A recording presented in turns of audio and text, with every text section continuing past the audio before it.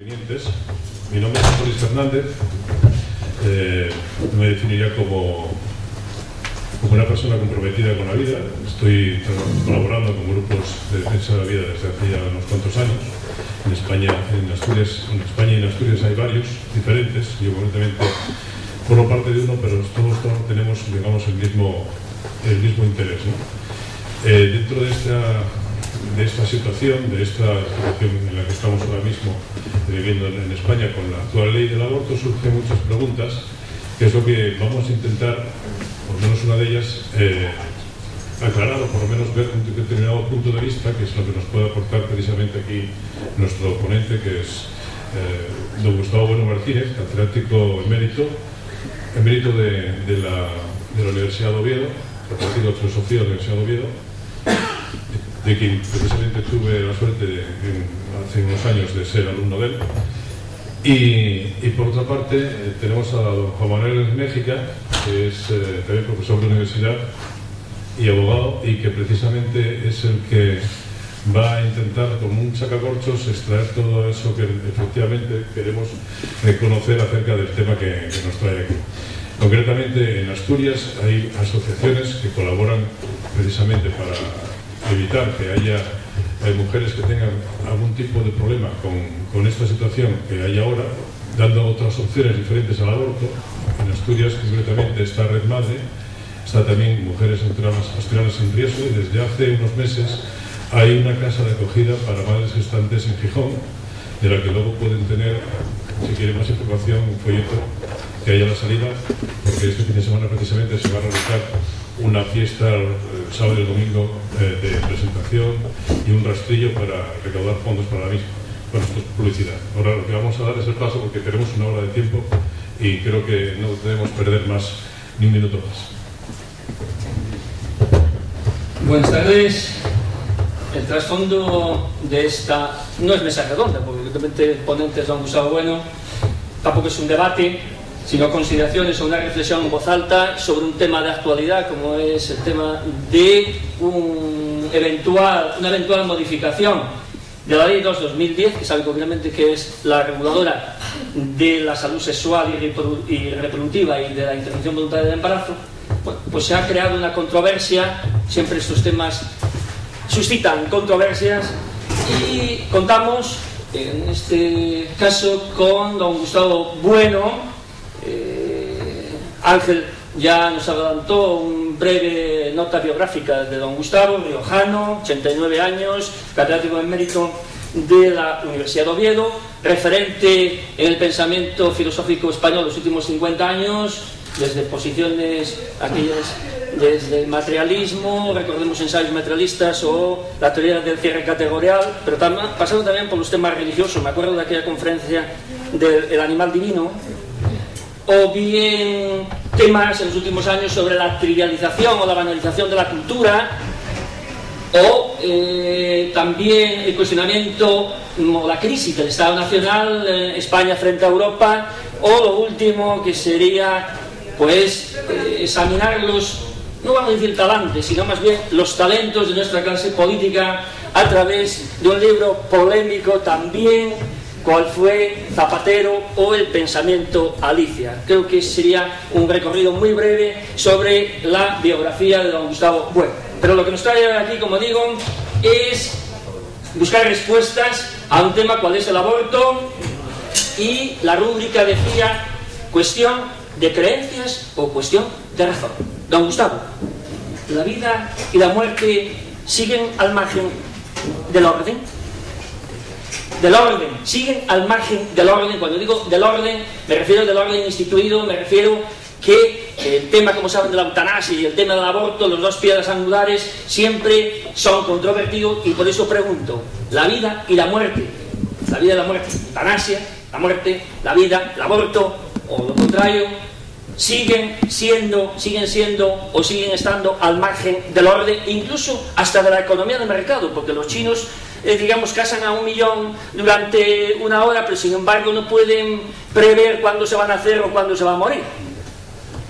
La primera pregunta, don Gustavo. Una pregunta metafísica por completo. Sí. No sé cómo responderle. Si siguen al margen del orden... Hay sí. muchas clases de orden, que ha citado el chino, que es un orden, ¿verdad?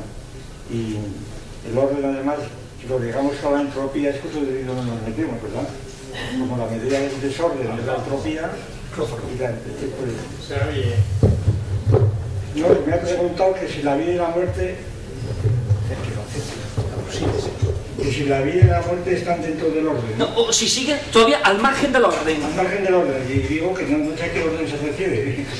Me refiero del orden sociológico, del orden político, del orden legislativo. Ese orden es decir, si contemplamos ahora a China, ya que lo ha citado usted, si contemplamos pues a cualquier, a Namibia, a África, a Estados Unidos, a Venezuela, son órdenes, el conjunto no es un orden. Es otra manera.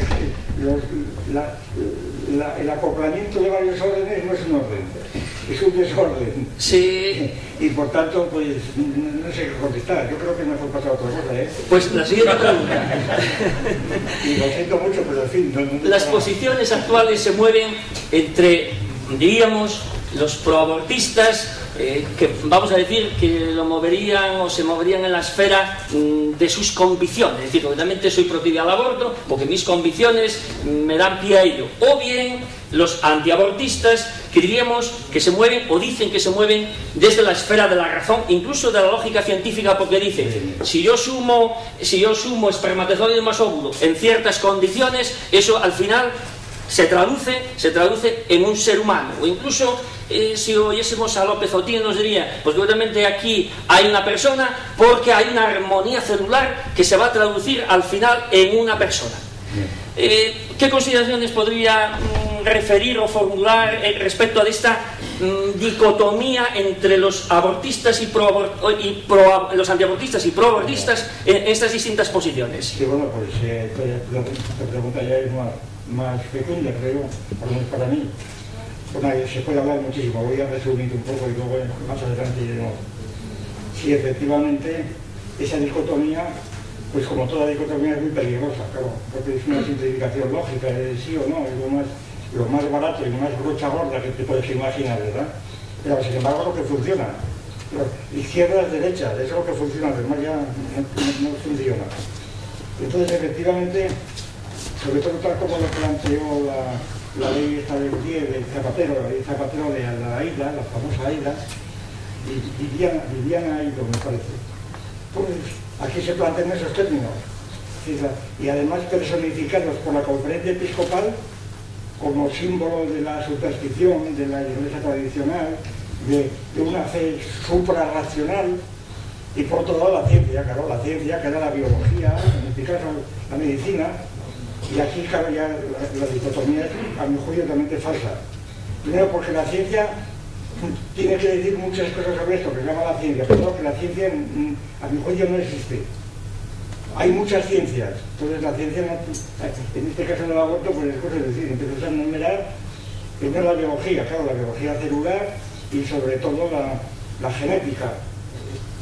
Evidentemente aquí hay unas claves fundamentales, pero la genética no tiene nada que ver con el concepto de persona de los juristas o de los moralistas, porque naturalmente por muchas vueltas que se dé y por muchos análisis que se hagan en el laboratorio del ADN y demás, ahí no sale la persona humana. La persona humana está a otra escala, sencillamente, y esto es esencial. Por tanto, decir esto es una cuestión científica del aborto, pues no lo es, ¿no? Porque una cosa es un tema yo creo que es fundamental. Una cosa es que haya muchas ciencias diferentes, pues por ejemplo, la genética, por ejemplo, la historia política, la economía política, pues que si se considera que son ciencias, ¿verdad? La antropología, pero todas esas ciencias, ¿cómo se organizan entre sí? La persona, lo que llamamos persona humana y los derechos humanos y demás, eso está a otra escala diferente, es imposible. Yo recuerdo muchas veces que hablando con un premio Nobel, cuyo nombre no quiero citar porque lo he citado 40 veces, yo le pregunté una vez a este premio Nobel, usted dice que todo es química, la ciencia, ahora todo es química, sí, todo es química, muy bien.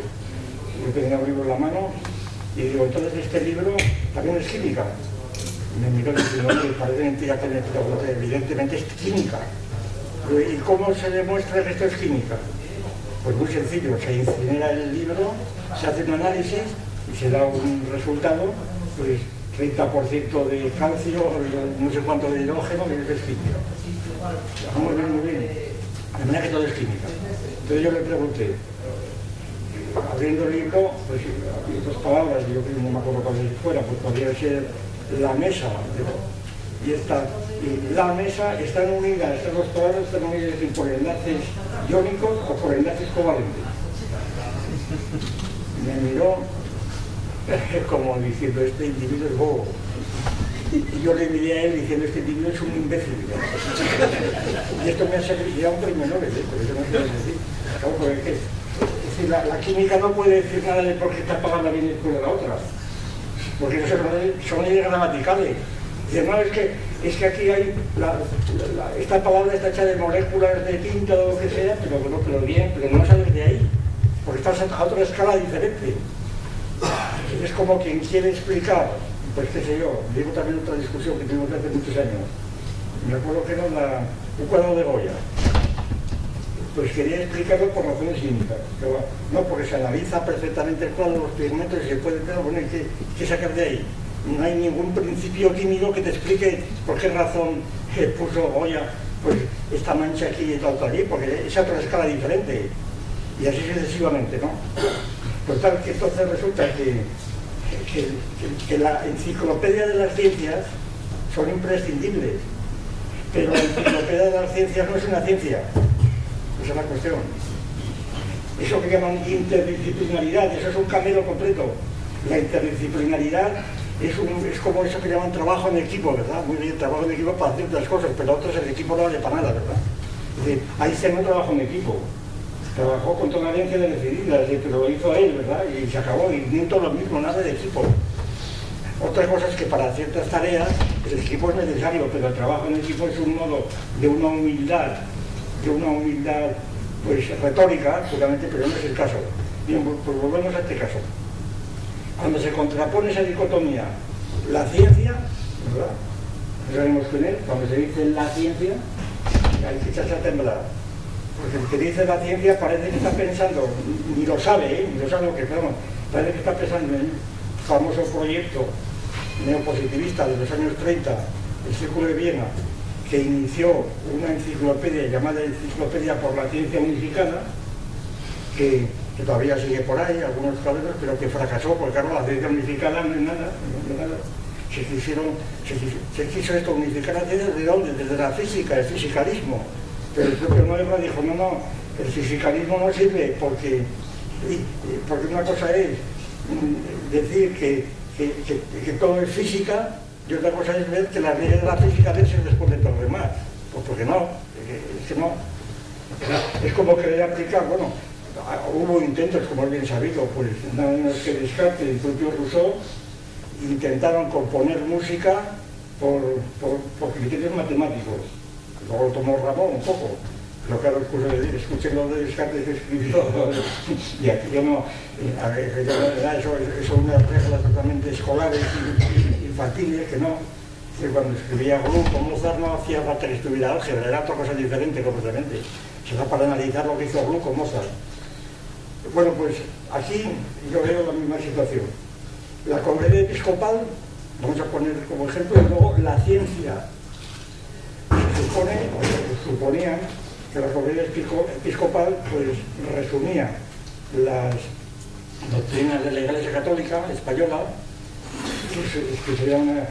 que estarían bajo la influencia de la superstición, de los dogmas revelados, sobre racionales, mientras que la ciencia, pues claro, la ciencia todo lo contrario. Bien, precisamente hoy acabo de escuchar ahora, lo habrán visto muchos de ustedes quizá, en la 2, en la cadena 2, acaban de poner hoy, pero una serie de, ha durado varias horas, yo he visto el principio y el final, sobre la ilustración. Claro, yo sabía que la 2 viene a ser el refugio de unos ideólogos realmente increíbles para ahí, ¿verdad? Pues allí estaba la ciencia y la razón. Es decir, la humanidad estaba en las tinieblas, las más y más tinieblas. Pero la culpa, sobre todo de la religión, y sobre todo de la Iglesia Católica. Pero entonces vinieron en el siglo XVIII, vino la Ilustración, que es la razón, la iluminación, y apareció la luz. Y ahí está Newton, y citaban al Marqués de Pombal, y a Jefferson, y a Voltaire, y demás, ¿no? Y ahora dice, y nosotros somos hijos de la Ilustración, y el peligro está, decían al final, en la traca final hace media hora, ¿no? El peligro está en que el fundamentalismo religioso viene adelante y la superstición nos chupa otra vez.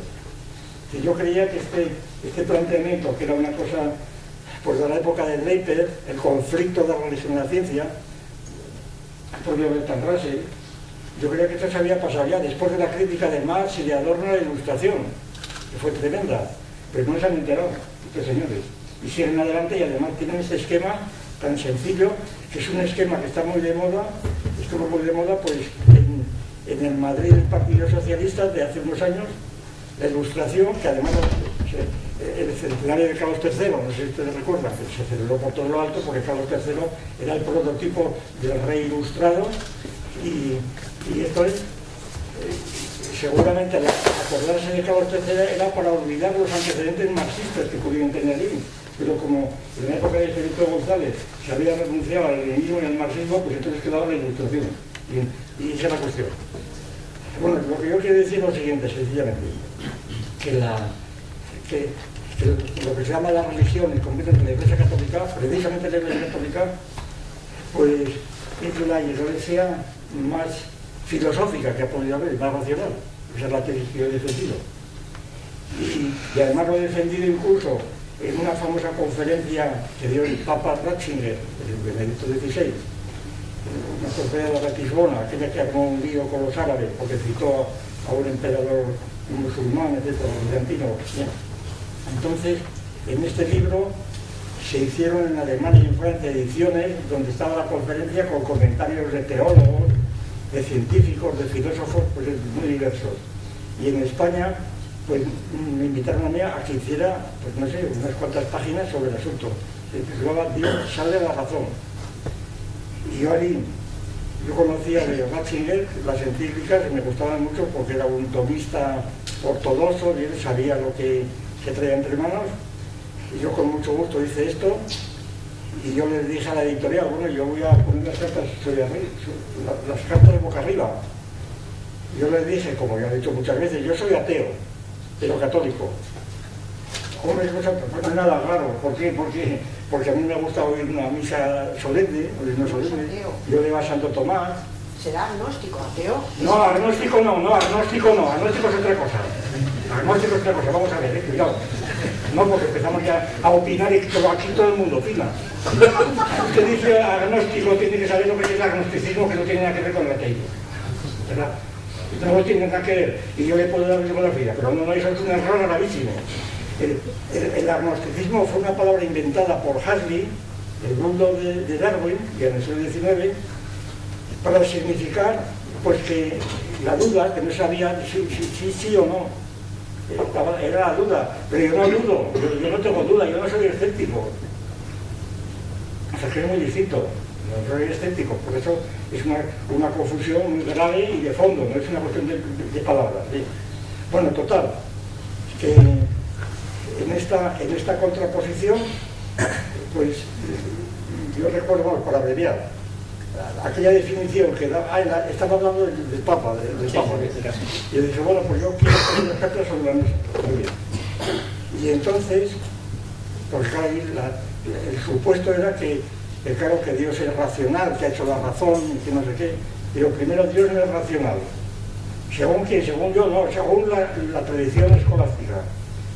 Y ahí lo puse, porque me dijeron que el Papa lo iba a leer, como creo que lo leyó y que parece que le interesó bastante, me han dicho. Y entonces, pues yo lo que hice fue citar pues a Santo Tomás, ¿verdad? A Cayetano, a Cardenal Cayetano y a Juan de Santo Tomás, tres autoridades de la filosofía escolástica, donde dicen que Dios no es racional, claro, porque la razón supone un discurso y Dios lo tiene todo presente. Y luego, entonces, ¿qué quiere decir que Dios habla la razón? pues había que verlo. Y yo me acuerdo de uno de los argumentos que propuse, que lo repito ahora porque es pertinente, es que la Iglesia Católica, que Unamuno definió, Unamuno, como una síntesis de derecho romano y filosofía griega, de lo cual es una definición muy ajustada a la realidad. Claro, la importancia, en mi juicio, siempre del catolicismo ha sido que ha tenido un interés extraordinario en introducir la filosofía griega, sobre todo Aristóteles, que con el aborto tiene que ver esencialmente. De todo lo que vamos a discutir aquí, o por lo menos que lo voy a exponer, es que lo que se atribuye a la conferencia episcopal es la filosofía de Aristóteles, precisamente, que naturalmente era muy anterior a Jesucristo. De manera que la conferencia episcopal es Aristóteles. Ahora, si la gente no sabe quién es Aristóteles y lo que digo, pues peor para él, pero que no te venga con tonterías, ¿verdad? Y entonces, la ciencia, pues la ciencia que, pues no sé qué será, lo que hemos dicho antes. Entonces resulta que en este artículo sobre el Papa, yo precisamente subrayé, lo que siempre he subrayado, y los otros muchos han subrayado también, que la Iglesia Católica se ha caracterizado por tener siempre la preocupación, sobre todo cuando llegó a estar en el poder, ¿verdad? Después de Constantino el Grande, cuando se hizo la religión oficial del imperio, fue la religión del imperio. La Iglesia Católica se caracterizó por tener siempre controlada a los que no eran cristianos, a los musulmanes, a los filósofos griegos, etc. Y entonces, precisamente por esto, la Iglesia Católica y el método escolástico era el método aristotélico de Platón. Es decir, yo me diré también, como experiencia personal, que yo, por ejemplo, me enteré del marxismo a través de un libro de sociología cristiana y un jesuita. ¿Por qué? Porque un escolástico que critica el marxismo tiene que conocer a Marx directamente. No tiene más remedio. No puede decir, esto es una aberración, no, usted diga por qué, ¿verdad? Y entonces, el método escolástico es que tienes que conocer al enemigo, y cuanto más mejor, para luego realmente poderle atacar, porque si no, no lo atacas, no estás atacando a un fantasma. Y esto lo ha seguido la Iglesia casi siempre, sobre todo el método escolástico, es este siempre. Santo Tomás siempre empieza por cualquier gestión. Por ejemplo, cuestión sobre el alma. Primero, ¿existe el alma? Dice, parece que no. Y empieza a dar argumentos que parece que no. Luego dice, parece que sí. Empieza a dar argumentos, parece que sí. Y luego concluye. Ese es el método tradicional de las antilogias de los griegos. Es decir, la escolástica es la filosofía griega que decía Unamuno. Entonces, claro, al hablar de estas cuestiones, yo recordé cómo las primeras figuras, no las secundarias o las tercera fila, de toda la historia de la ciencia contemporánea, está representada por clérigos, por curas cristianos, curas católicos. Y cito rápidamente, se suele considerar generalmente que la revolución de la ciencia moderna tiene lugar en el siglo XV con la revolución copernicana, Copérnico, claro, donde el heliocentrismo se transforma por el geocentrismo, por el heliocentrismo, etc. Pues basta simplemente recordar que Copérnico era un canónigo, ¿verdad? Que era un canónigo, y que además la revolución copernicana no asombró ni entorpeció para nada a la Iglesia Católica, que la recibieron bien, se la dedicó al Papa, se enseñó en Salamanca, y no pasaba nada. Que no tenía la menor importancia establecer una interpretación alegórica de que si la Tierra estaba en el centro o no estaba en el centro. La cuestión de la condenación del copernicanismo vino a través de Galileo, porque Galileo era atomista, y el atomismo sí que era algo que entraba en el fondo de la dogmática católica, que era la transubstanciación. Es decir, aquí sí que había dificultades. Es decir, cuando la química echa adelante con Lavoisier y Dalton, etcétera, entonces ya es muy difícil explicar lo que es la transubstanciación del pan y el vino, el cuerpo y sangre de Cristo. Eso ya no hay que lo entienda, ¿verdad? Y esto lo que vieron en el siglo XVI y XVII, pues los papas y los consejeros. Y entonces quisieron esto es una teoría que está en estudio, pero vamos, que tiene cada vez más adeptos, quisieron pues desprestigiar a Galileo, precisamente por esto, para evitar, presentándolo como atomista, para evitar que fuera el que llevaba la bandera del diletantismo, ¿sí? Que es lo que salió a reducir al final. Y todavía le pidieron perdón el siglo pasado. ¿No? El Juan 23 le pidió perdón, que no sé por qué tenía que pedir perdón. Bueno, pues digo, Galileo, digo, Copérnico y Galileo, entre los que hicieron la otra gran revolución, no en la ciencia natural, sino en las ciencias matemáticas, las geometrías euclidianas, pues este fue un tal Sergi, un jesuita, que escribió una serie de teoremas y de cosas que se prefiguraban, bueno, que se anticipaban a todas las cosas de Gauss y demás, y de Lobachevsky. La tercera, otra gran revolución fue el mendelismo, la revolución mendeliana. Pues Mendel era un fraile que estaba en Alemania, o en Checoslovaquia, y es el que hizo las leyes de Mendel famosas que estaban en todo lo demás. Y por último, la última gran revolución que ha habido en este siglo, la teoría del Big Bang, famosa. Esta teoría la creó precisamente el abate Lemaitre, un cura belga, que se enteró de Hubble cuando descubrió Hubble la expansión del universo, y ahí le improvisó la teoría, y eso fue. Es decir, que entonces, ¿qué religión hay que pueda presentarse estos 5 nombres de primera fila que hayan sido curas? Entonces, hablar de la Iglesia Católica como la superstición es simplemente ignorancia supina, ignorancia total, absoluta, ¿verdad? Ignorancia supina.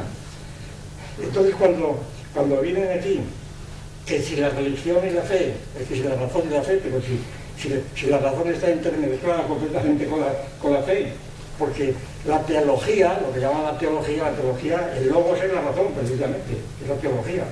Y además es una tesis general, que ya hace mucho tiempo, desde la época de Levi-Brill, bueno, voy a creerme porque esto es infinito este tema, pero vamos, es muy importante que se tenga conocimiento de él. En la época de Levi-Brill, un famoso antropólogo de finales del siglo XIX, principios del XX, ahí se creó el concepto de mentalidad prelógica, mentalidad primitiva, la ley de la participación, que venía a decir que todos los pueblos salvajes eran irracionales, que tenían, no es que fueran incultos o supersticiosos, que tenían un modo de pensar irracional, porque se guiaban por la ley de la participación. Levi-Brill tiene un montón de libros impresionantes de erudición y de conocimiento antropológico. Bien, pues realmente Levi-Brill hoy día ya nadie lo cita, porque precisamente entre ellos fue Levi-Strauss, que no tiene nada que ver con ellos, ¿verdad? El pensamiento salvaje, etc., en donde todas las supersticiones llamadas efectos o productos de la mentalidad teológica, pues se han ido interpretando poco a poco en el sentido de que tiene su propia racionalidad. Es decir, que los mitos más absurdos tienen su racionalidad. Yo muchas veces cito el mito del dios cazador, un mito pireneo. Es decir, los pirineos pensaban que el arco iris es un arco parecido al arco de las flechas, y que las flechas son los rayos, y que por tanto cuando hay una tormenta y empiezan a caer rayos, pues es el dios cazador que está tirando rayos. Claro, ¿qué cosa más irracional? Y todo contra lo irracional. Está haciendo una analogía que un chimpancé no la puede hacer, ni un niño, una gran analogía, y está organizando pues los fenómenos meteorológicos de un modo especial que si no fuera por ese mito no estaban organizados. Y de manera que es un producto de la razón. Lo que pasa es que la razón no quiere decir que la razón consiga verdades. La razón llega a errores monumentales, ¿verdad? A delirios de la razón, pero es racional. Crea monstruos, decía claro. Goya en el cuadro. Eso es el cuadro de Goya. La razón crea monstruos, pero es razón, por eso. Y entonces termino para la otra pregunta. Termino diciendo que la dicotomía entre razón y fe es ridícula. Y que además se puede decir que en cuestión del aborto, bueno, si quieres seguimos luego con esto, Lo que quería decir es simplemente que la razón y la fe, en el caso del aborto, precisamente, primero que la Iglesia ha cambiado mucho. Ha cambiado precisamente en gran parte según la filosofía que ha utilizado. Eso ante todo. Porque no hay que olvidar que Santo Tomás de Aquino fue Santo Tomás en gran parte por esta razón. Porque incorporó a Aristóteles, lo estaban traduciendo y Santo Tomás no sabía griego, pero utilizó las traducciones de Guillermo de Nervec, etc. Y introdujo a Aristóteles, que era un pagano, y que era muy difícil de conciliar. Por ejemplo, Aristóteles decía que Dios no había creado el mundo, que el mundo era eterno. Pero esto lo dice Aristóteles. Tiene influencia directa en la cuestión del aborto porque quiere decir que Dios no puede crear el alma humana, como dirán luego los cristianos, el espíritu. Es decir, Aristóteles señala que Dios no es creador, el mundo es eterno, no necesita ser creado por nadie, y entonces tampoco puede crear el alma. Entonces, ¿cómo conciliar Santo Tomás, Aristóteles, con las tesis cristianas que suponían un Dios creador, que es la esencia del cristianismo? Un Dios que además se hace hombre, que es la encarnación, que es precisamente el dogma que más escandalizó a los judíos y a los moros, y los sigue escandalizando. Es más, muchas veces hemos recordado aquí en Asturias que cuando vinieron los moros a Asturias, en la batalla de Covadonga y demás, vinieron a luchar contra los politeístas. Los politeístas eran los cristianos, los monoteístas eran ellos, porque el Dios musulmán, como el Dios de Newton, como el Dios de Aristóteles, pues era un Dios único, monoteísta, mientras que ellos veían, y siempre, sin partes, mientras que ellos entendían que el Dios trino, Padre, Hijo y Espíritu Santo, eran tres dioses y eran politeístas. Y la cantidad de polémicas que ha habido durante toda la escolástica están basadas sobre este asunto, y siguen basadas en este asunto. Entonces, el hecho de que Santo Tomás introdujese a Aristóteles en la teología, pues fue una verdadera revolución, y Santo Tomás por esto, con lo cual Santo Tomás consiguió colocarse frente a Averroes, que era la máxima autoridad teológica de los musulmanes, y en el fondo pues Averroes quedó completamente. Desde entonces, bueno, muchas veces yo he propuesto este desafío, que me diga un musulmán cuando diga, no, es que la cultura árabe, que se dice las tres culturas de Córdoba, que tres culturas de historia, eran las tres religiones. Y lo que pasa es que Américo Castro empezó con las tres culturas y luego todo el mundo ya se ha generalizado y son las tres culturas. Entonces resulta que la cultura de los árabes, claro, de los musulmanes, pues se acabó en el siglo XII, sencillamente, se acabó. ¿Por qué? No vamos a acordar aquí de esto, pero lo cierto es que se acabó y que desde entonces, desde Averroes, que fue una figura comparable a Santo Tomás en cuanto a la astronomía musulmana famosa, la astronomía musulmana fue traducción del griego, todo. Como la filosofía musulmana fue traducción del griego también. A Averroes le llamaban el comentador de Aristóteles. Es decir, fueron la cultura griega que la asimilaron los árabes a través de Damasco y de Bagdad, etc. Y luego de Córdoba, y la Escuela de Traducción de Toledo. Pero entonces fue otra cosa totalmente distinta. Entonces, hablar de la razón y de la fe como la superstición es tal ignorancia que realmente produce indignación, ¿verdad? Indignación. Que le venga a un individuo con intención de estar en la máxima progresía diciendo que la Iglesia es la... Pero no sea usted analfabeto, ¿verdad? Enseñarle una biblioteca, lea usted estos 15 libros por lo menos y luego hablamos, ¿verdad? Como los hemos leído los demás, y si no se calla. Bueno, pues esta es la cuestión. Y en cuanto al aborto, la cuestión del aborto tiene una importancia decisiva esto de Aristóteles, porque Aristóteles puede decir una cosa un poco esquemática, pero en fin, para que sea rápida y se entienda bien. En la ley de plazos del aborto, la ley de plazos, se distinguen pues tres plazos, ¿verdad? Tres plazos.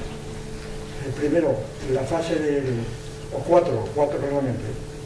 La fase del germen, que se decía siempre. Después, la fase del embrión, la fase del feto y luego la fase del infante, del niño, ya que salió fuera del útero materno.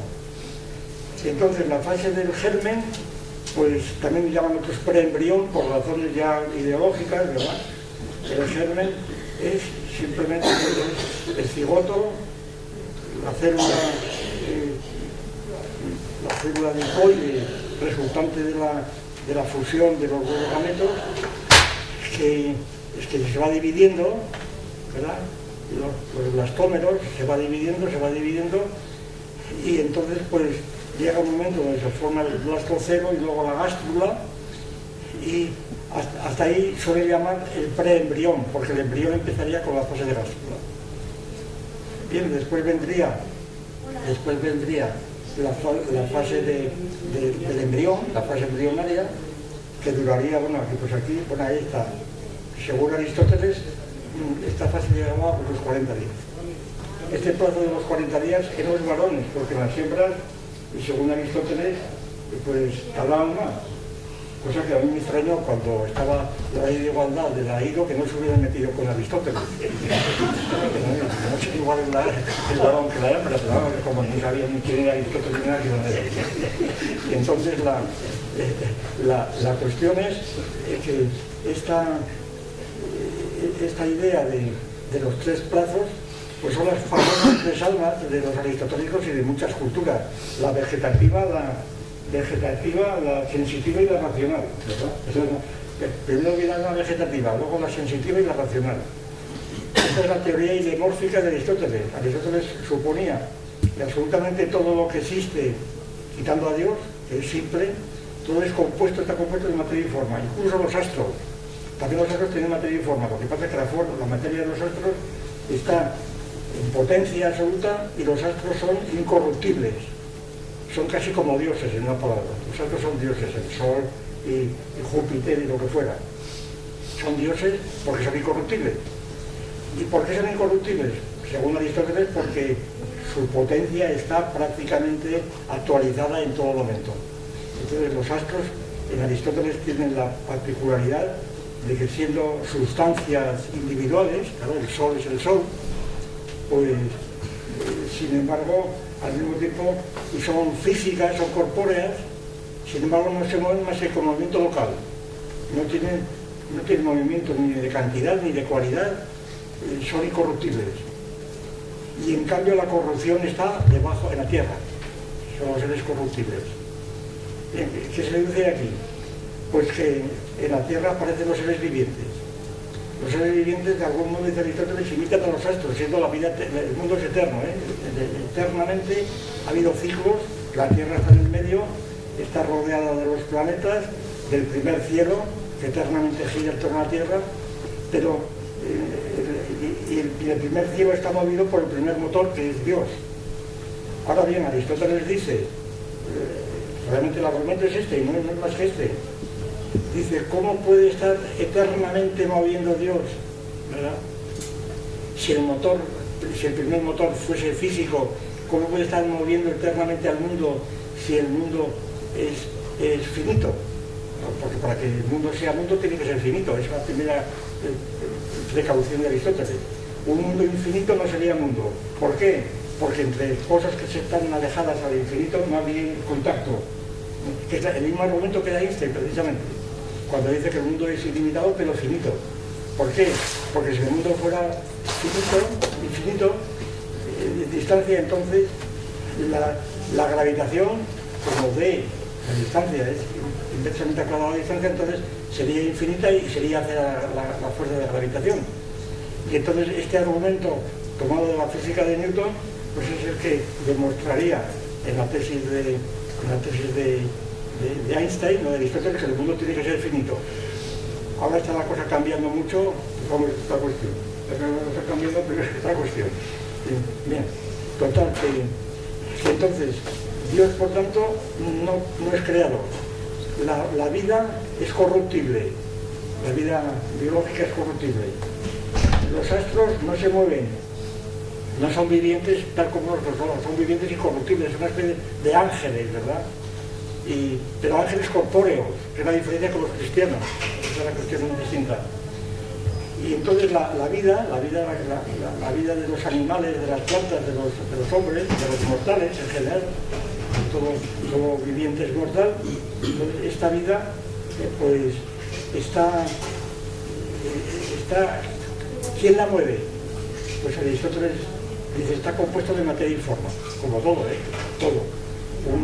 Una vasija está compuesta de materia y forma, una estatua está compuesta de materia y forma, el mármol y luego la forma que le da el escultor, luego la causa final, la causa siguiente, etcétera, etcétera.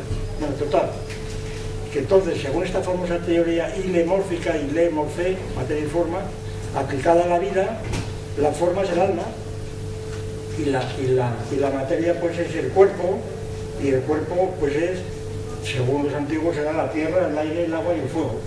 Estas cosas estaban ahí después antes de la química. Y entonces hay diferentes formas y diferentes almas según los tipos conocidos de los vegetales, los animales y los hombres. Entonces, ¿qué ocurre? Pues que el aristotelismo de Santo Tomás y de los escolásticos tenían que reconocer primero que el alma humana era el alma racional, el alma espiritual. El alma espiritual, como no tiene partes íntegramente, tenía que ser creada necesariamente, no tenía toda solución de nacimiento. Entonces, ¿qué pasa? ¿La creaba Dios? ¿Pero cuándo la creaba? ¿En el momento de la concepción o más tarde? Ahí se dividieron las dos grandes corrientes escolásticas que duran hasta ahora. Los primeros, lo que llamaban la animación instantánea, partidarios de la animación instantánea, lo cual tiene una incidencia esencial con el aborto, claro. La teoría de la animación instantánea es que la forma Dios que la crea Dios, la alma espiritual en el hombre, en los animales el problema es distinto, que la forma es comunicada instantáneamente en el momento de la concepción. Cuando se unen la sindiasmia que decimos hoy, pero Aristóteles ha tomado cuando se unen los flujos de la hembra con los del macho, del animal, ¿verdad? Entonces, en ese momento aparece el alma. Y el alma sería racional, lo cual, naturalmente, pues escandalizaba a muchísimos escolásticos y santos, pues diciendo que cómo iba a estar el alma racional en el semen, por ejemplo, del hombre, que era absurdo, que el alma no podía estar en el semen, esto lo decían muchísimos, ¿verdad? Pero claro, si se practicaba la tesis de la animación instantánea, entonces el aborto estaba prohibido absolutamente, pero mucho tiempo después, hasta los 40 días, decía Aristóteles, los varones, y más tarde, pues hasta los 5 o 6 meses. Y entonces hubo grandes discusiones de la Iglesia. Bueno, aquí he traído, había ocasión, pero ahí, perdónenme, nada, es brevísimo. Son una constitución de Inocencio XI, fue un papa muy famoso, muy importante, es el que estuvo ayudándose del rey de Polonia, de Sobieski, el que detuvo a los musulmanes en Viena, por el siglo XVII. Pues fíjense, esto es una constitución del Papa Inocencio XII.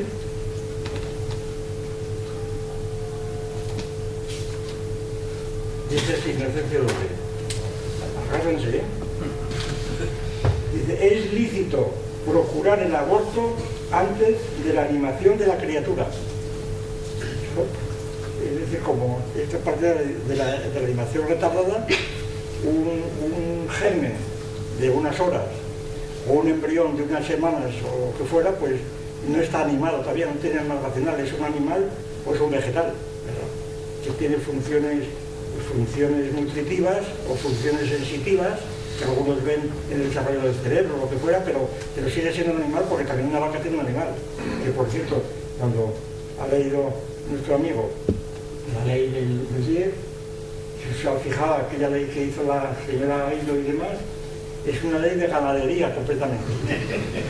Porque dice, eso me molestó muchísimo, si digo la verdad, cuando dijo ley de reproducción No, de educación sexual y reproductiva. Eso, educación sexual y reproductiva, eso la remonta completamente. Exactamente, de salud sexual y reproductiva. Exactamente. La remonta, o sea, que podrían haber pedido un poco más, es como llamar pescuezo, hombre, llame de cuello por lo menos, por cortesía. Y ahí demuestra el tipo de grosería que tenían aquellas gentes que estuvieron contra el Ministerio de Producción. O sea, es una ley que remonta completamente salud sexual y reproductiva, hombre, que no. Porque, bien, vamos a dejarlo. Bueno, total, ahí va yo a ver esto. Dice, es lícito procurar el aborto antes de la animación de la criatura, para que la mujer hallada preñada no sea muerta o infamada. Claro, la Iglesia tenía una gran preocupación, sobre todo por los casos de embarazo, pues de mujeres casadas, de menores, de lo que fuera, ¿no? Sobre todo si esto se producía a nivel de la aristocracia, y no digamos de la realeza, porque ahí intervenían ya cuestiones de herencia y demás. Entonces, la pena que podía sufrir una mujer que no abortaba al tener su hijo podía ser gravísima políticamente, si estaba de un rey, de una reina o lo que fuera. Y entonces, claro, había a toda costa que, como no se podía, en principio, según otras disposiciones de otros papas, ¿verdad?, pues como no se podía abortar de ninguna manera porque era pecado mortal, pues entonces se decía que no, que había que cambiar la legislación, y el Papa Inocencio se la cambió como ven. No se puede abortar y se acabó, no hay problema ninguno, aunque se fuera de un modo más o menos discreto. Y por último, ya termino con esto.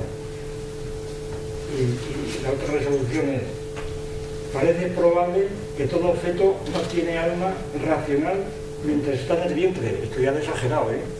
O sea, mientras está en el vientre, el feto no tiene alma racional, y que empieza a tenerla cuando nace, y por consiguiente se ha de decir que en ningún caso el aborto, el que hace aborto comete homicidio. Esta es una teoría que el Papa recoge, pues también de una tradición larguísima, que me acuerdo ahora, Herófilo, el famoso Herófilo de Alejandría, que sostuvo y los estoicos en general, y después, bueno, yo hoy sí la mantiene, que si realmente el feto está en el vientre de la madre, es una parte de la madre. Es un argumento que utilizan muchos los feministas. Lo que yo tengo en el cuerpo es una verruga que yo tengo decisión sobre un cuerpo y la quito, ¿verdad? Al padre que le den morcilla, ¿verdad? Ahí no sé lo que significa. Simplemente yo tengo una verruga y me la quito porque es mía, ¿verdad? Porque yo soy dueña de mi cuerpo. Y entonces la idea de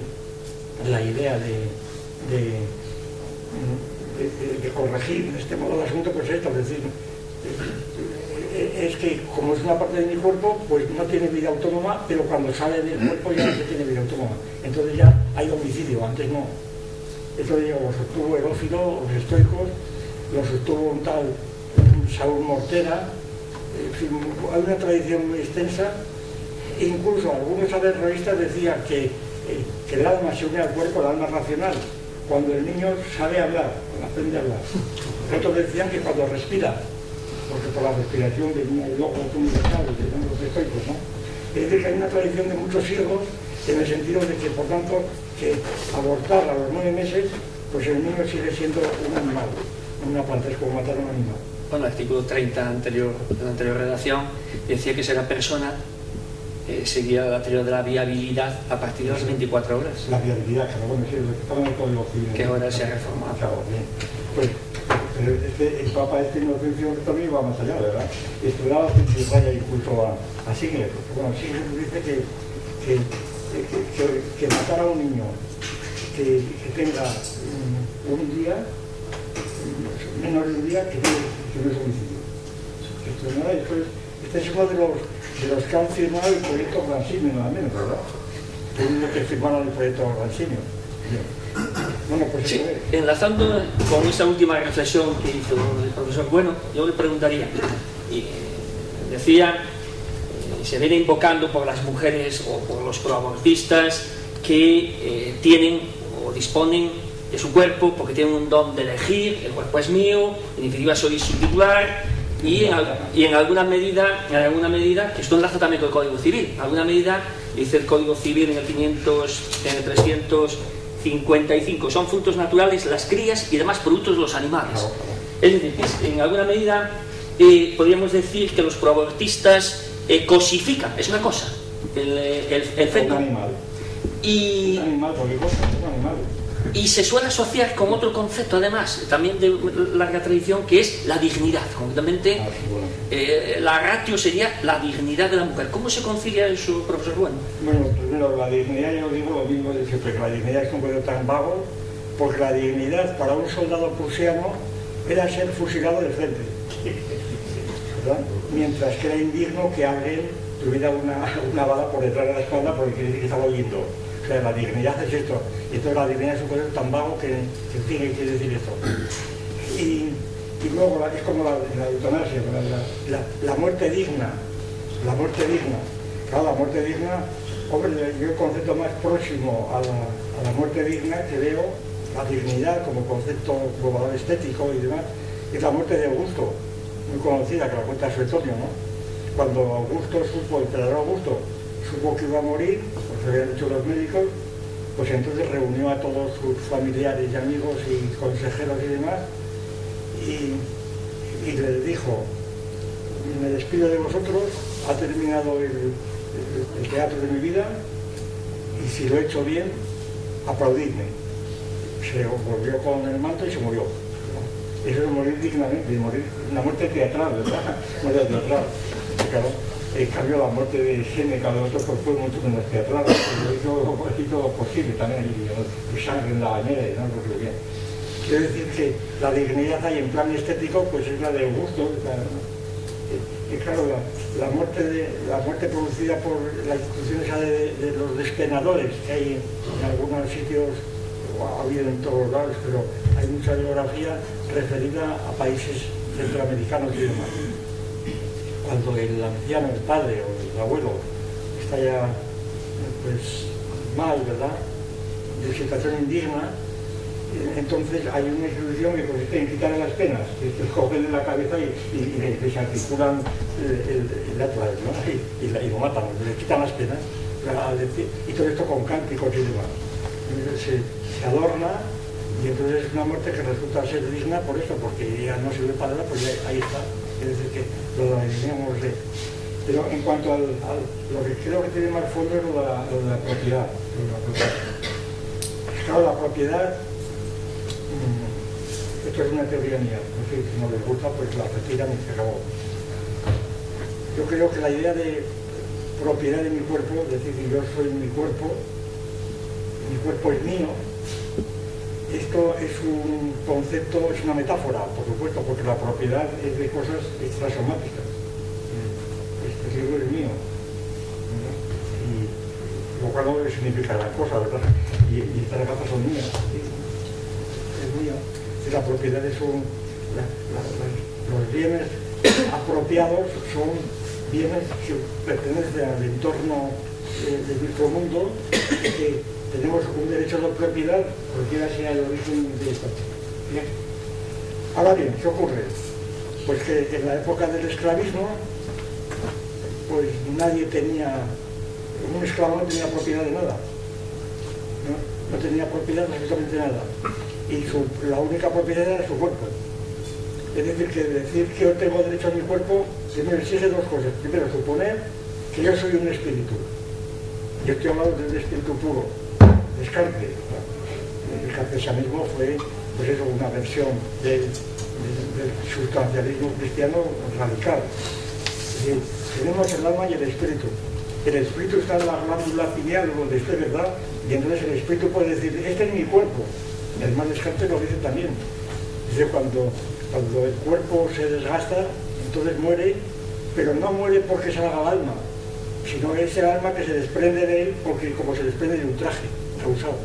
Más o menos la idea de Descartes así. Por eso yo cada vez me entiendo menos, esto entre paréntesis, cómo los franceses han ofrecido a Descartes como un prototipo del racionalismo y de la profundidad, cuando, quitando su labor matemática, claro que es importantísima, pero filosóficamente Descartes yo creo que es la nulidad más grande, la oscuridad más absoluta y la trivialidad más completa que puede haber. Pero vamos, los franceses con su pan se lo coman, ¿verdad? Que lo entienden. Entonces hay un espíritu que claro que está ahí en la glándula pineal, está sentado en el esfenoide, y ahí dirige el cuerpo. Ese puede decir que el cuerpo es suyo y que no es el del otro, o que no salta de uno a otro, ¿verdad? En la metempsicos y demás. Pero si no se acepta ese supuesto, decir que mi cuerpo es mío, no es que sea mío, es que yo soy mi cuerpo. Esto es el ABC del materialismo y del materialismo pero de todo el mundo, vamos, el que diga lo contrario lo siento mucho, ¿verdad? Hemos hablado muchas veces, ¿verdad? Y que siempre habla del espíritu, bien, como usted quiera, pero usted tiene ahí su cuerpo ahí de cuerpo presente. Y cuando nos morimos, nos morimos el cuerpo, ¿verdad? Y el alma, pues parece que no se muere, pero bien, esto ya lo veremos después de morirnos, ¿no? Es decir, la muerte afecta al cuerpo. Y entonces yo soy mi cuerpo. Porque si yo no soy mi cuerpo, a ver qué soy. Yo soy mi cuerpo. Es decir, el cuerpo no es que tenga propiedad mía, es que soy yo, es que no es propiedad mía. Y entonces, en casos patológicos, cada licenciado Vidriera, por ejemplo, el licenciado Vidriera que creía que era todo de vidrio, que claro, podría decir, pero el licenciado Vidriera estaba loco, claro. Y entonces era otra cosa diferente. Hay 40.000 casuísticas psiquiátricas de este tipo. Entonces, la idea de que el cuerpo es propiedad mía es característico de una mentalidad de esclavo.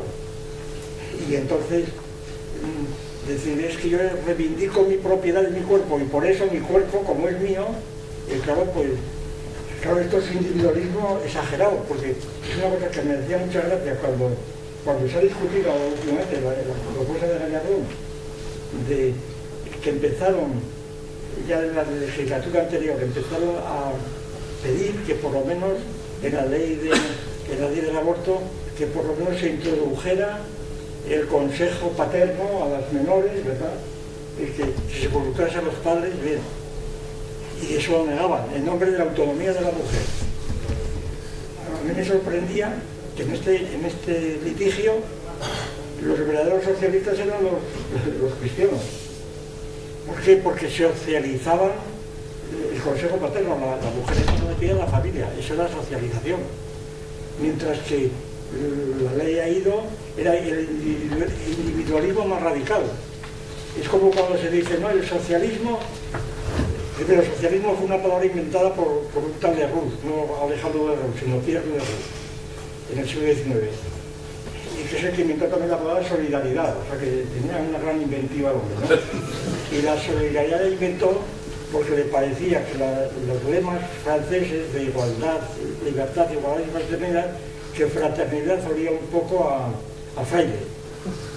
La fraternidad es cosa de Freire. Y entonces dijo en solidaridad, ¿verdad? Y bueno, y con una serie de derivaciones que tenías el espiritismo, que aquí no vamos a hablar, pero así. Bueno, total que espiritismo que fue precisamente, y esto cito porque no es muy conocido, el famoso don Julián Sanz del Río, que muchos de ustedes habrán oído hablar, y Sanz del Río, que fue el fundador del krausismo en España, que le mandaron a Alemania a estudiar cuando hicieron la Universidad Complutense, y entonces él pues se fijó en Krause, que era el primero de España y el quinto de Alemania, que decían, ¿verdad? Y entonces trajo aquí la filosofía de Krause. Y cuando murió Sanz del Río, parece ser que su última frase fue esta, más o menos. Dice que mi espíritu pase a juntarse con los demás espíritus finitos. Lo que ya le orientaba hacia el espiritismo, claro, porque si no hubiera ido al seno de Dios, que ya era infinito, no era los demás espíritus finitos. Era espiritista. Y el espiritismo se extendió mucho por esta vía, por el krausismo. Y además por krausistas que a la vez eran electricistas, fíjese qué curioso, o telegrafistas. Cosas tan raras que... Bueno, pues entonces, esto se lo digo totalmente en serio, totalmente en serio. Yo he traído documentación e incluso, es más, bueno, lo que decía, el otro día estuve dando en la fundación nuestra una conferencia, un profesor de Murcia, que está haciendo un curso doctoral, que versó sobre este asunto, sobre el espiritismo en España. Y es una tesis doctoral que lleva ya varios años con ella y es interesantísima porque demuestra pues, las ramificaciones de los espiritistas. Es una tesis que va a leerse, pues, no sé, una semana de esta, ¿no? Bueno, entonces quiero decir por tanto que me pareció más socialista en el sentido de Leroux. Pues por ejemplo, ¿qué más socialización hay que una sociedad anónima? Una sociedad anónima capitalista, eso es socialismo puro, porque el capital está socializado, y esto lo dice el propio Marx, socialización de la producción, o del consumo.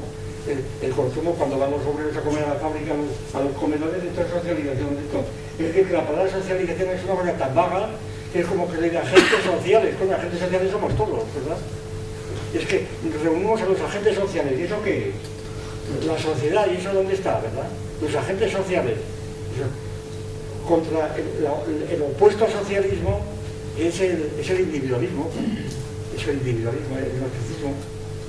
Es el individualismo, pero el socialismo, todos somos sociales necesariamente, pero no es porque queramos, es que lo somos aunque no queramos.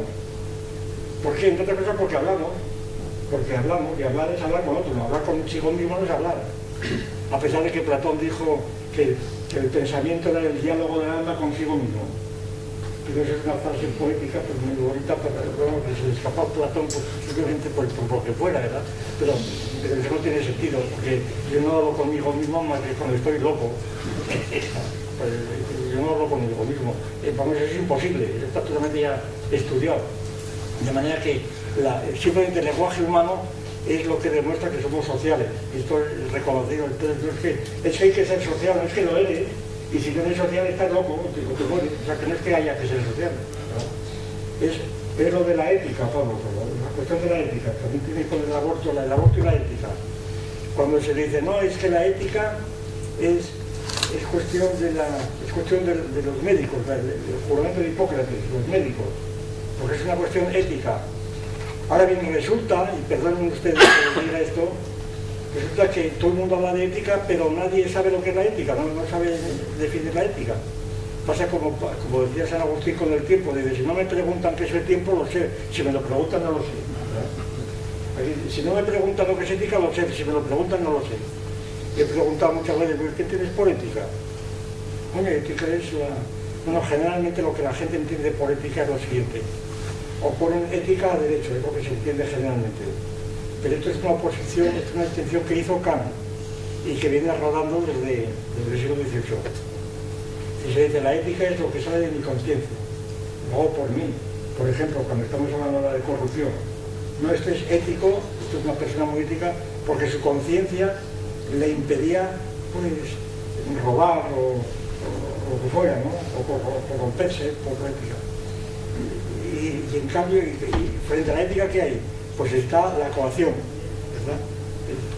Yo lo hago por temor al castigo, a la multa, ¿verdad? Si yo voy en el coche conduciendo a 90 por hora y sin salirme de la línea, entonces lo hago por mí mismo, ¿verdad? Por mí mismo. Pero si veo un guardia, entonces a lo mejor no lo hago peor, o si lo hago porque vale una multa. Es decir, la diferencia es o autonomía o autonomía, eso es la decisión kantiana. Pero claro, eso supone que es eso de la conciencia. Yo tengo mi conciencia, ¿y eso qué es? Mi conciencia me dice esto, tu conciencia no me dice nada, porque tu conciencia se ha formado al cabo del tiempo y tu conciencia ha sido también formada socialmente, y eso es una cosa evidente, y nadie puede negar esto, aunque hay muchos que lo niegan. Es decir, cuando dicen, no, es que es mi conciencia, pero díganme ustedes que es su conciencia. Sí, a la ciencia dirán, no, pues son unas conexiones nerviosas del hipotálamo o de lo que sea. Pero eso no es su conciencia, o sea, eso es lo mismo de antes lo mismo que decíamos antes del paso del feto a la persona. Claro, la persona es otra cuestión distinta.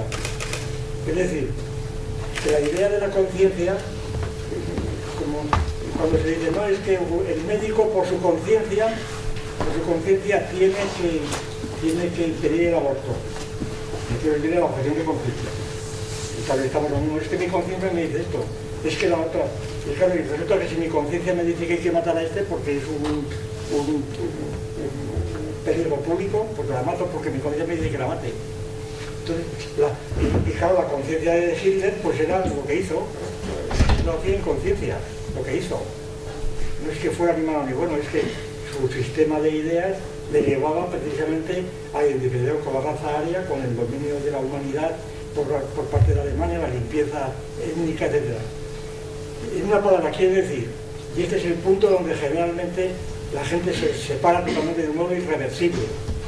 Es decir, a la gente le gusta más, lo digo con una frase famosa de Séneca, "Unusquisque mabul credere quam judicare", cada cual prefiere creer a juzgar. No pensar por sí mismo, sino creer la fórmula que tiene recibida. Y entonces dice, no, la conciencia es mi conciencia y es mía, eso decía Descartes, cogito ergo sum, yo pienso luego existo. Bueno, será usted, ¿verdad?, que piensa luego exista, será usted, porque además eso no es cierto. Y entonces es decir, Descartes tomó pienso luego existo, pues por eso, porque como era un genio, según los franceses, pues era el contrario del principio, ¿verdad?, que además es de San Agustín, etc. Pero es lo mismo. Entonces, la idea de conciencia, la gente tiene esa idea. Conciencia es ética cuando se obra por conciencia. Por conciencia, yo voy a socorrer a dar limosna al pobre, no porque me digan que le he dado, etc. Y en cambio, por obligación, porque me obligan de fuera, porque me impulsan, porque me vigilan, entonces, porque me multan, entonces es pues la ley, la moral, incluso la moral. Otros confunden ética con moral, porque dicen que ética es la traducción griega de moral, el moral es latín, mos moris, ética, ethos, es griego, pero no es así. En fin, nos metemos en una discusión que no quiero yo seguir con esto. Simplemente termino. Cuando se dice, por ejemplo, nosotros hemos dado una definición de ética y moral, que es la tradicional más, y que pueden ustedes encontrar en internet, ética y moral, en donde la ética se define no por la fuerza de obligar que tenga, que es esta, ¿no? Si la fuerza de obligar es mi conciencia, es ética. Si la fuerza de obligar es alguien que me impulsa o que me amenaza o lo que fuera, entonces es moral. Las costumbres. La definición que nosotros utilizamos es esta.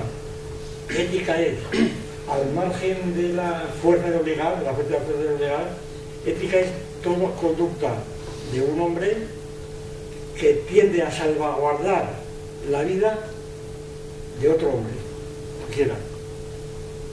Y si siguiéramos la rutina de la otra legislatura, diríamos todo hombre o hombra, ¿verdad?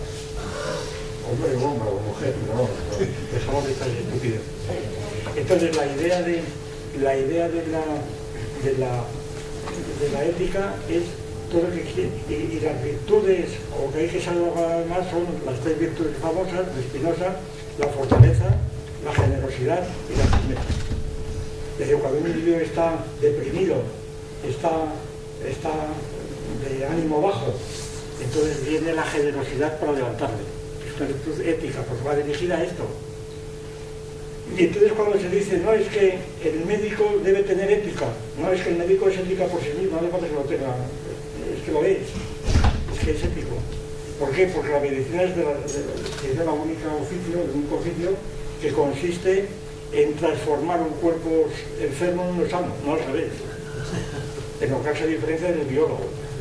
Porque el biólogo puede descuartizar a un ser viviente, hacer experimentos, ¿verdad?, inocularle bacterias para lo que pasa, y entonces el biólogo puede decir qué bonito tumor, qué hermoso tumor, ¿verdad? En cambio el médico dirá, no, este tumor es una barbaridad, hay que cortarlo. Si sale un niño con 6 dedos, el biólogo y el padre del biólogo dirá, qué hermosura, qué mutación tan interesante, ¿verdad? El médico dirá, vamos a cortar un dedo rápidamente, ¿verdad? Y eso quiere decir, si salen siameses, si salen 2 hermanos siameses de estos profundos, ¿verdad? Entonces el biólogo dirá, qué mutación tan extraordinaria, vamos a estudiarlo. En cambio, los padres del médico dirán, vamos a ver si lo podemos cortar enseguida. Es decir, que la medicina y la biología, la dirección es totalmente distinta. Pero entonces, si la ética de vivimos así, el médico que se define precisamente por esa transformación, entonces es ético, y si no has visto, no es médico. Es un médico que en lugar de curarte te enferma o te pone una inyección, te hace pruebas, entonces será un biólogo, pero no es médico, es todo lo contrario. No, pues nada. Esto me conduce a una pregunta, dos muy breves. ¿Cómo conciliar la actividad de terceros, en este caso los médicos? Porque lógicamente el aborto es algo que se ha autoinducido, normalmente siempre hay la participación de un tercero o de terceros. ¿Cómo conciliar entonces esa actividad de estos profesionales con los valores deontológicos que se presumen precisamente de la clase médica? Claro, pero una cosa es la deontología y otra la ética, porque la deontología es una serie de normas morales en la profesión. Es decir, los médicos, como el colegio de médicos, tiene una serie de normas que no tienen que ver propiamente con la medicina, con la bioética, que tampoco son médicas. Por ejemplo, la famosa cuestión de quién va primero en la sala de espera, no sala de operaciones, en la espera de operaciones, quién elige el orden de esas operaciones. Pero en el código, por ejemplo, deontológico de los médicos, en definitiva, de todo el colectivo, sean abortistas o antiabortistas, dice: primará la vida de la persona. Lo malo es cuando hay conflicto de personas. Por eso pregunto. Lo malo es que hay conflicto de personas y entonces ya la cosa es muy distinta. Es decir, si es un parto normal, pero si resulta que los casos difíciles, porque se plantearon, ¿no? Es decir, si se prima primero la vida de la madre o la del feto, ¿qué se hace? Así, ¿por qué se opta en casos de urgencia? Pues claro, entonces el médico tiene que obrar éticamente, pero no sabe, no puede, porque los dos serían éticas. Hay una jerarquía, una prioridad que tiene que fundarse en otros principios, no propiamente médico, ni biológico. Es el caso de la lista de espera. ¿Por qué elige a este y a otro no? Hombre, porque este es más joven que el otro viejo. ¿Cómo? Entonces prevalece el joven contra el viejo, no puede ser. Es un conflicto completamente diferente, que no es médico. Y por eso la bioética no es ética, es otra cosa diferente. No tiene que ver con la medicina, además. En muchos casos, vamos. Total, yo creo que son problemas reales, pero es que hay contradicción objetiva. Una contradicción, profesor Bueno, es esta tan contundente, dice el ministro de Justicia: y ninguna mujer irá a la cárcel por abortar. Para un jurista, siempre hemos pensado que las leyes, desde luego, se dictan para ser cumplidas. No, pero no se cumple. También sabemos que echa la ley y se la trampa, ¿no? Es decir, estaríamos en este caso en un supuesto más de ese famoso que se suele señalar como el mito del hecho consumado. Hombre, no, porque yo creo que lo que ha dicho el ministro de Justicia... Sí, dijo eso tasativamente, dijo de ningún... Bueno, es una cosa, vamos, yo no me encuentro con el ministerio que una cosa electoral, no asustar a la clientela en época electoral, porque escucho decir las feministas y dice que va a imponer alguna pena a una mujer o que vaya a la cárcel, después de decir que hay manifestaciones por todos lados enseguida de abortistas o de antiabortistas. Quiero decir que yo creo que eso es una cosa totalmente política en época electoral, además que el ministro es abogado, vamos, no es abogado. Es fiscal. Claro, por eso sabrá lo sabrá. Claro, yo creo que eso es otra cuestión diferente. Digamos que sobre todo lo que yo quiero subrayar me parece es que la deontología es distinta de la ética. La deontología son las normas morales, porque se refieren al grupo de médicos, al colegio de médicos, que les comportan, les exigen una serie de normas que pueden ser desde etiqueta hasta lenguaje, hasta 1000 cosas más, y por supuesto de competencia entre médicos, que ya no es una cuestión médica, a ver si se hacen consultas con otros médicos o no, 1000 cosas de este tipo que ya son de carácter deontológico, de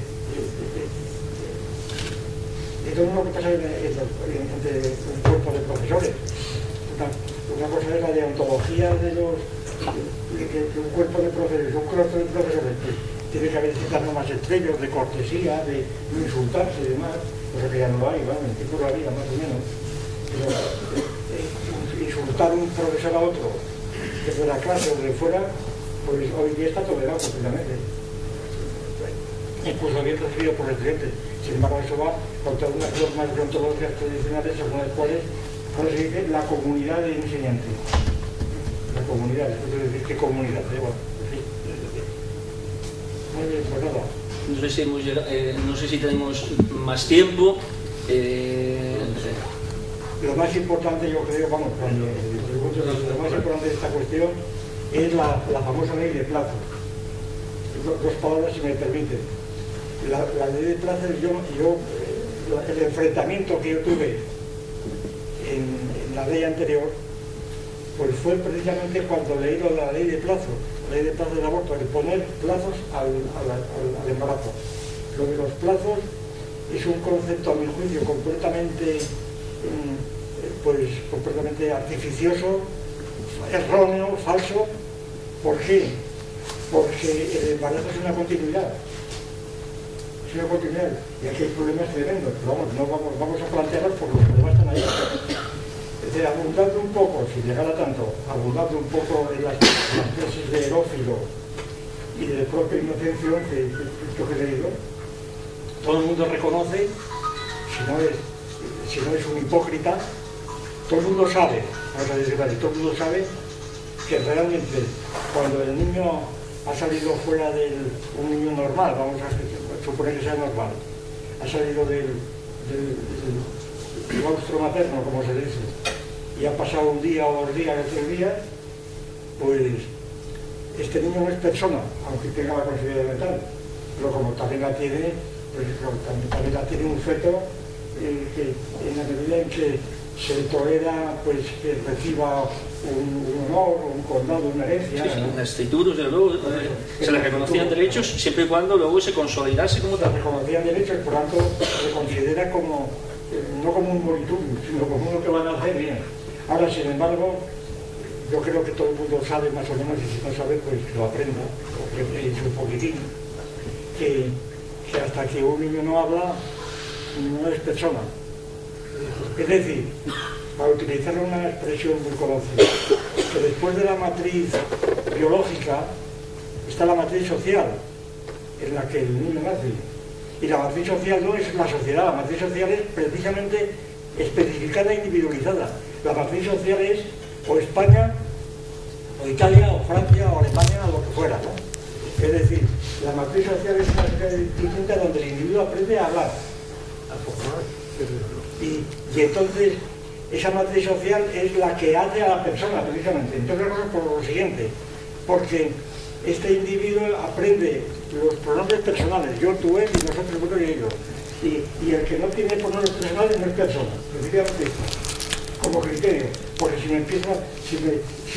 empezamos a hacer definiciones escolásticas de persona, como por ejemplo la clásica, persona es sustancia, sustancia o supuesto de naturaleza racional.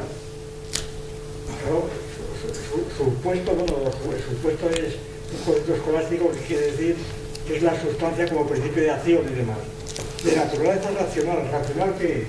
Entonces, según esto, claro, un racional, ¿qué quiere decir racional?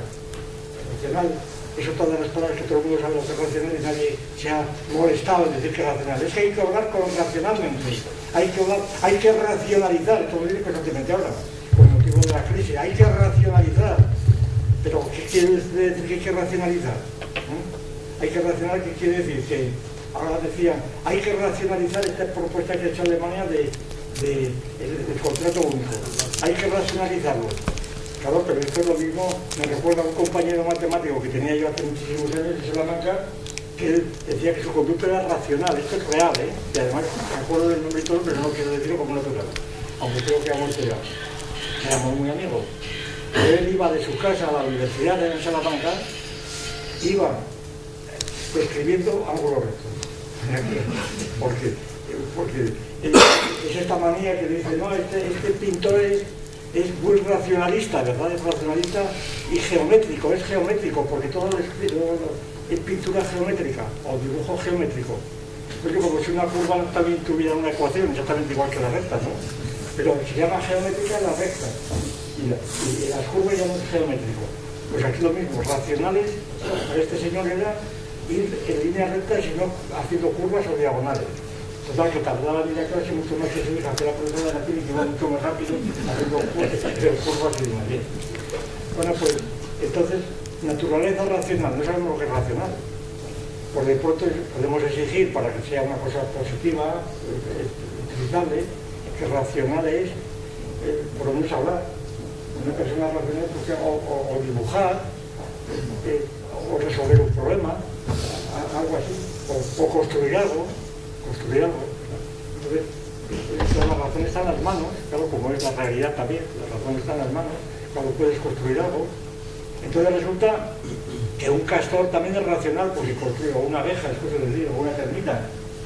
Y así muchos etólogos reconocen que efectivamente no se puede decir que un castor o que una termita es irracional, y un tal Bruce Lee, muy famoso, introdujo el término de raciomorfo. Son raciomorfos, que no quiere decir más que tienen forma racional, o simplemente el famoso sultán que todo el mundo conoce, el chimpancé que Keller le entrenó en una jaula en Tenerife por la Primera Guerra Europea un poco antes, y entonces le ponía unos plátanos en la jaula y el chimpancé empezaba a dar saltos y no alcanzaba, pero en la jaula había desparramado unas cañas de bambú, unos cajones, y entonces el chimpancé empezaba a enchufar cañas, no llegaba, entonces cogía el bastón, los cajones, los ponía debajo, que subía él y cogía el platón.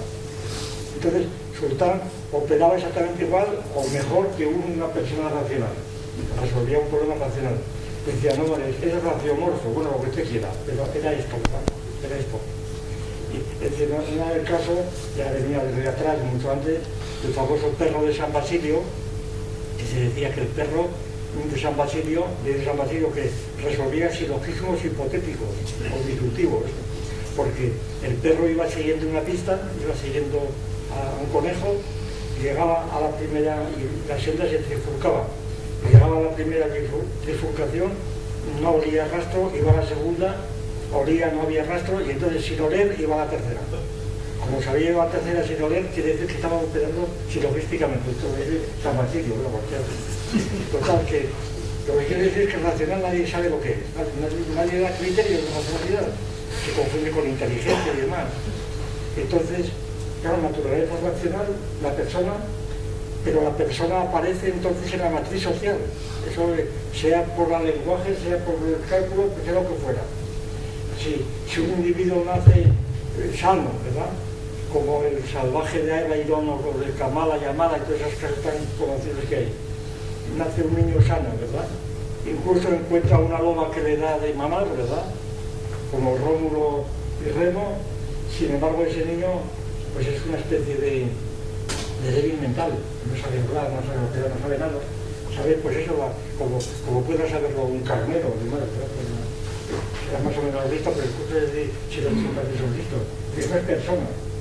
Para ser persona tiene que ir a Francia, como pasó con el salvaje de Airón, y entonces tiene que educarse allí y además resulta que luego se muere. Que a los pocos tipos no aguanta la actividad y se muere, como les pasó a Kamala Yamada, un famoso de la India, de los años 20 por ahí. Entonces, porque no se adaptaba bien. Entonces, ¿qué pasa? Pues que realmente cuando somos personas es cuando estamos ya en un medio social, y para estar en un medio social, claro, esto quiere decir que no es homicidio matar a un individuo de 1 año o 5 años. Claro, si cogemos a Piaget y la llamada psicología evolutiva, pues entonces Piaget dijo que había un grupo de operaciones, el grupo ese de Klein, de operaciones que se adquiere hacia los 15 años, de manera que hasta los 15 años no había una maduración plena de inteligencia. Entonces, que no era persona, pues parece exagerado también. Pero hay otras gradaciones. Pero sin embargo, lo que siempre es cierto es que cuando hablamos de persona, estamos cambiando de escala completamente. Y por eso, y a mi juicio, aquí consiste la diferencia, la dificultad, la imposibilidad, creo yo, de pasar del análisis genético al análisis de la personalidad. Porque son cosas características. ¿Por qué? Porque la persona, cuando aprendemos a hablar, nos meten en la cabeza, o donde sea, nos meten, pues, cientos de miles de años de nuestros antepasados que han aprendido el lenguaje. Es decir, el lenguaje es una cristalización de una empresa que ha tardado mucho tiempo, muchos años, cientos de años o miles de años, y entonces en el lenguaje y en la escritura, es decir, en la escritura aprendemos a leer, a escribir un niño normal en un mes, según antes aún, ¿verdad? Una escritura alfabética como la nuestra, aprende a leer, y sin embargo, con eso, en una hora, o en un mes, si se quiere, pues ha recorrido pues, varios siglos lo que tardó en aparecer la escritura alfabética, ¿verdad? Hacia el siglo VIII o IX a.C.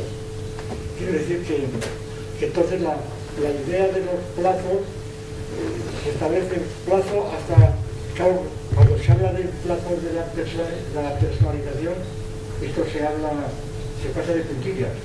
Claro, lo que han hecho los psicólogos evolutivos es llamar persona lo que no es, porque los rasgos que dan una persona a un niño de 1 año los tiene también un chimpancé. Así que la gran revolución ha sido la etología.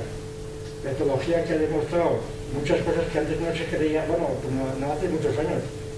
Todavía de ayer, los que tengan un poco de edad, como me pasa a mí, pues todavía recordamos que todos los libros de psicología y de antropología que estudiábamos, naturalmente la situación era clarísima. Es decir, los animales no tenían inteligencia, y no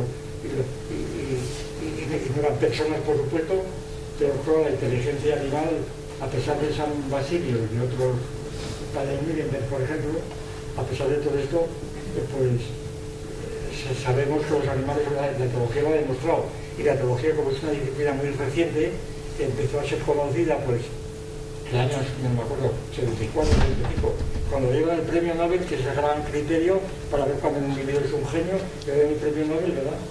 Pues Tinbergen y Lorenz y el otro, el Faufri, de la Sareza. Entonces, cuando llega el premio Nobel, de repente la gente se enteró que había una disciplina llamada etología. Y entonces la etología se generalizó y ahora todo el mundo, pues, sabe mucho de la etología, claro, porque están ahí los experimentos. Estamos llenos de programas de televisión y de internet, o que fuera. Entonces, lo que quiero decir es que la idea de la persona, el plazo, poner como plazo la razón, pues es muy difícil, porque no sabemos lo que es la razón, para medirlo, no para decirlo, no, es que yo creo que la razón porque lo dice tal, o simplemente criterios externos, como es que lo dice la Santa Madre Iglesia, o que lo dice la democracia, son criterios externos. ¿No? El aborto es legítimo, es legal, porque fue democráticamente aprobado. Bueno, pero democráticamente aprobado no quiere decir que esto sea un criterio interno, es un criterio externo, porque la prueba es que si cambia el Parlamento, cambia inmediatamente, democráticamente cambia la ley.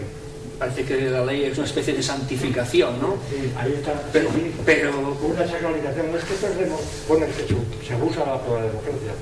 Es que la democracia no puede tolerar que haya un atentado o que te insulten, ni la democracia ni la aristocracia, eso no es democracia, ¿verdad? La democracia no puede, eso lo digo constantemente los políticos, ¿no? La democracia no puede tolerar esto. Y la democracia ni la tiranía ni nadie, eso no va a tolerar a nadie, no se tolera. Lo que te quería hacer es, ¿a quién beneficia?